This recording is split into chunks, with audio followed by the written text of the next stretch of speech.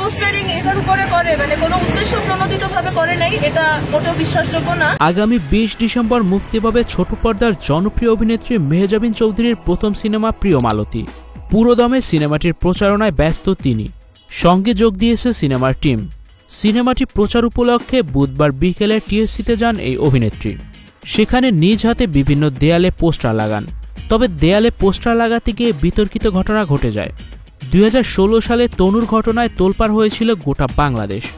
সেই সোহাগী জাহান তনুর ঢাকা বিশ্ববিদ্যালয়ের টিএসসির ডাচে গ্রাফিতির উপর পোস্টার লাগান এই অভিনেত্রী, যা নিয়ে সামাজিক যোগাযোগ মাধ্যমে তীব্র সমালোচনার মুখে পড়েন তিনি।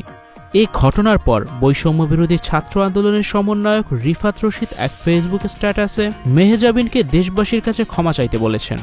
পরবর্তীতে সন্ধ্যায় টিএসসিতে হাজির হয়ে সশরীরে উপস্থিত থেকেই ডাচের দেয়ালে গ্রাফিতির উপর সাজানো সিনেমার পোস্টার তুলে ফেলেন তিনি এবং সামাজিক যোগাযোগ মাধ্যমে ক্ষমা চান এই অভিনেত্রী।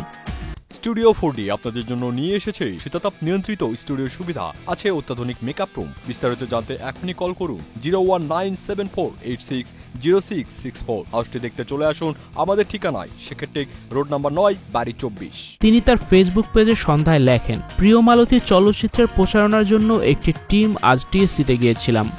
অনেক দর্শক আমাদের সঙ্গে যোগ দেন চলচ্চিত্রের প্রচারণায়। প্রচণ্ড ভিড় ও অনিবার্য কারণবশত পোস্টারিংয়ের ক্যাম্পেইনটি দ্রুত শেষ করতে হয়। ভুলবশত ও অনাকাঙ্ক্ষিত অব্যবস্থাপনায় একটি পোস্টার শহীদ তনুর গ্রাফিতির উপরে লাগানো হয়ে যায়। আমরা সবাই জানি তনুর মর্মান্তিক ঘটনা এবং তার হত্যার ন্যায় বিচারের জন্য লড়াই এখনও চলমান।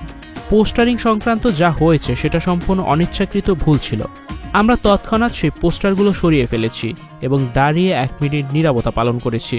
তিনি আরও লেখেন, আমাদের চলচ্চিত্র, আমরা এবং আমাদের সংগ্রামের মূল লক্ষ্যই ন্যায় বিচারের জন্য লড়াই। এটি আমাদের হৃদয় থেকে আসে। আমরা আশা করি আমাদের অনিচ্ছাকৃত অব্যবস্থাপনাটুকু ক্ষমাসুন্দর দৃষ্টিতে দেখবেন। ধন্যবাদ আপনাদের সব সহযোগিতার জন্য। Icon focus 24 TV, powered by 4D Fourth Dimension।